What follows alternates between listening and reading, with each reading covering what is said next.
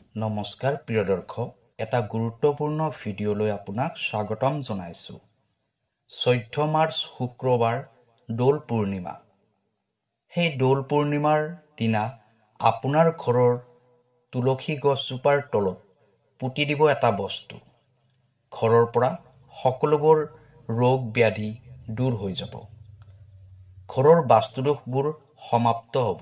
ঘৰলৈ প্ৰচুৰ পৰিমাণে অৰ্থৰ আগমন হ'ব। হিন্দু ধৰ্মত দৌল পূৰ্ণিমা তথা ফাকুৱাৰ বিশেষ মহত্ব আছে। এই দৌল পূৰ্ণিমাতে ভগৱান শ্ৰীকৃষ্ণৰ দৌল উৎসৱ পালন কৰা হয়। এই দৌল পূৰ্ণিমাৰ দিনটো অত্যন্ত পবিত্ৰ দিন হয়। বেলেগ পূৰ্ণিমাৰ দৰে এই দৌল পূৰ্ণিমাৰো বিশেষ মহত্ব আছে। সেইবাবে এই বিশেষ পূৰ্ণিমাটোত কিছুমান কাম কৰিব পাৰিলে ঘৰৰ পৰা বাস্তুদোষবোৰ দূৰ হ'ব। লগতে ঘৰলৈ যথেষ্ট পৰিমাণে অৰ্থৰ আগমন হ'ব। ঘৰৰ পৰা নিগেটিভ এনাৰ্জিবোৰ দূৰ হ'ব আৰু ঘৰত অধিক পৰিমাণে পজিটিভ এনাৰ্জিৰ সঞ্চাৰ হ'ব। ইয়াৰ ফলত ঘৰত সুখ শান্তি সমৃদ্ধি বৃদ্ধি হ'ব। মা লক্ষ্মীৰ আশীৰ্বাদ আপুনি সদায় পাই থাকিব। প্ৰিয় দৰ্শক, আছামিজ এষ্ট্ৰলজীলৈ আপোনাক স্বাগতম জনাইছোঁ। মই এষ্ট্ৰলজাৰ ধীৰাজ শৰ্মা। ভিডিঅ'টো শ্বেয়াৰ কৰি দিব আৰু কমেণ্টত লিখিব জয় মা লক্ষ্মী। প্ৰিয় দৰ্শক, যদি আপোনাৰ ব্যক্তিগতভাৱে কিবা সমস্যা হৈ আছে তেনেহ'লে ভিডিঅ'ৰ স্ক্ৰীণত দিয়া নাম্বাৰত আমাৰ সৈতে যোগাযোগ কৰিব। আমি আপোনাৰ সমস্যাসমূহ সমাধান কৰিবলৈ চেষ্টা কৰিম। এতিয়া হওক ভিডিঅ'ৰ পৰৱৰ্তী অংশলৈ যাওঁ। 2025 বৰ্ষৰ দৌল পূৰ্ণিমা হ'ব 14 মাৰ্চ শুক্ৰবাৰ। পূৰ্ণিমা তিথিৰ সময় হ'ব 13 মাৰ্চ বৃহস্পতিবাৰ ৰাতিপুৱা 10:22 পৰা 14 মাৰ্চ শুক্ৰবাৰ ৰাতিপুৱা 11:34লৈ। কিন্তু দৌল পূৰ্ণিমা তথা দৌল উৎসৱ পালন কৰা হ'ব 14 মাৰ্চ শুক্ৰবাৰে। যিবোৰ মানুহে হোলীৰ দহন কৰে তেওঁলোকে 13 মাৰ্চ বৃহস্পতিবাৰে গধূলি 7:15 কৰিব পাৰিব। পূৰ্ণিমাত গংগা স্নানৰ বাবে শুভ সময় হৈছে 13 মাৰ্চ বৃহস্পতিবাৰে ৰাতিপুৱা 6:02 পৰা দিনৰ 11:40লৈ। দৌল পূৰ্ণিমাৰ দিনা ৰাতিপুৱাই শুই উঠিব লাগে। শুই উঠি স্নান কৰি শুদ্ধ বস্ত্ৰ পৰিধান কৰিব। সেইদিনা স্নান কৰা পানীখিনিত অলপ গংগাজল মিহলি কৰি স্নান কৰিব। এই পূৰ্ণিমাৰ দিনা আপুনি নাৰায়ণ পূজা কৰিব পাৰে। সেই দিনটোত নাৰায়ণ পূজা কৰিলে ভগৱান বিষ্ণুৰ আশীৰ্বাদ পোৱাৰ লগতে আপুনি মা লক্ষ্মীৰো আশীৰ্বাদ প্ৰাপ্তি কৰিব পাৰিব। আপোনাৰ ঘৰৰ মন্দিৰত যি ভগৱানৰ মূৰ্তি নাইবা ফটো আছে, অৰ্থাৎ আপুনি যি ইষ্টদেৱতাক মানে তথা পূজা কৰে, তেওঁৰ চৰণত দৌল পূৰ্ণিমাৰ দিনা আবিৰ অৰ্পণ কৰিব। ইয়াৰ ফলত আপুনি সেই ভগৱানৰ পৰা সদায় কৃপাদৃষ্টি পাই থাকিব। আবিৰৰ ৰং নীলা নাইবা গুলপীয়া দিব পাৰিলে অত্যন্ত শুভ হয়। এই দুটা ৰঙৰ আবিৰ আপুনি ভগৱানৰ চৰণত অৰ্পণ কৰিব পাৰিব। দৌল পূৰ্ণিমাৰ দিনা আপুনি মা লক্ষ্মীৰ চৰণত এগছি ঘিৰ চাকি গধূলি সময়ত জ্বলাই দিব। ইয়াৰ ফলত আপুনি মা লক্ষ্মীৰ সদায় আশীৰ্বাদ পাই থাকিব। ঘৰলৈ অধিক পৰিমাণে অৰ্থৰ আগমন হ'ব। দৌল পূৰ্ণিমাৰ দিনা তুলসী গছৰ গুৰিত জল অৰ্পণ কৰিবলৈ একেবাৰে নাপাহৰিব।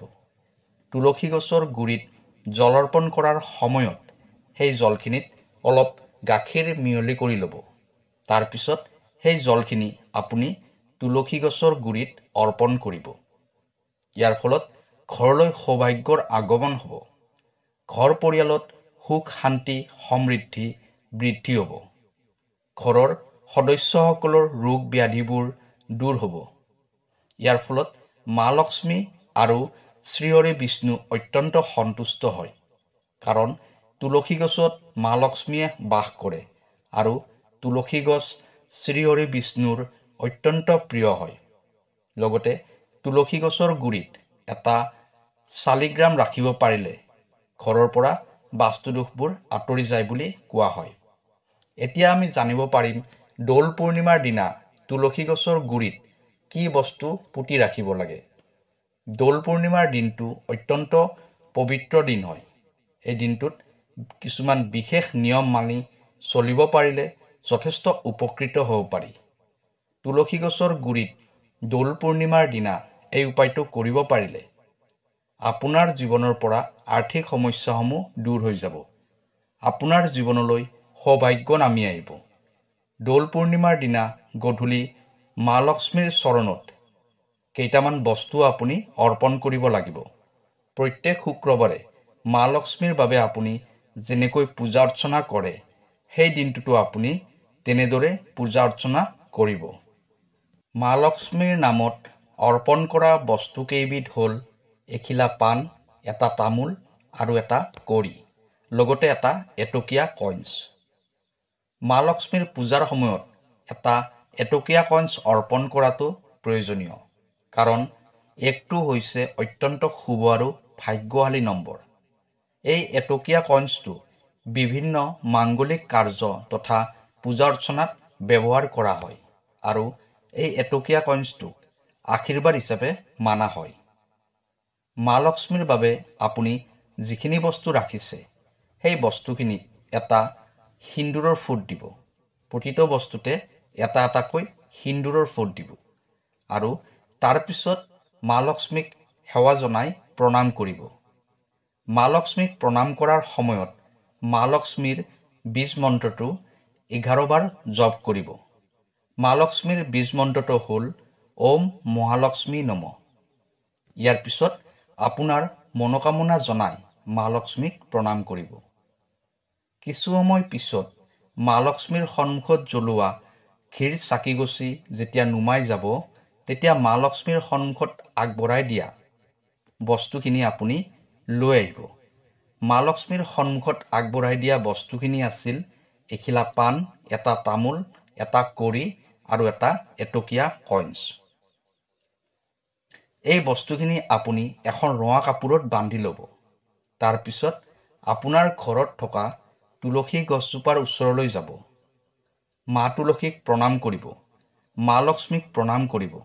তাৰপিছত ৰঙা কাপোৰত বান্ধি ৰখা সামগ্ৰীখিনি তুলসী গছজোপাৰ গুৰিত বান্ধি দিব। এই কামখিনি আপুনি গধূলি 5 বজাৰ আগতেই কৰিব লাগিব। দৌল পূৰ্ণিমাৰ পবিত্ৰ দিনটোত এই কামখিনি কৰিবলৈ একেবাৰে নাপাহৰিব। ইয়াৰ শুভ পৰিণাম আপুনি নিশ্চিত ৰূপত লাভ কৰিব পাৰিব। প্ৰিয় দৰ্শক, ভিডিঅ'টো আপোনাৰ চিনাকি সকলোকে শ্বেয়াৰ কৰি দিব, যাতে সকলোৱে ইয়াৰ লাভ প্ৰাপ্তি কৰিব পাৰে। কাইলৈ আকৌ লগ পাম অন্য এটা ভিডিঅ'ত। তেতিয়ালৈ ধন্যবাদ।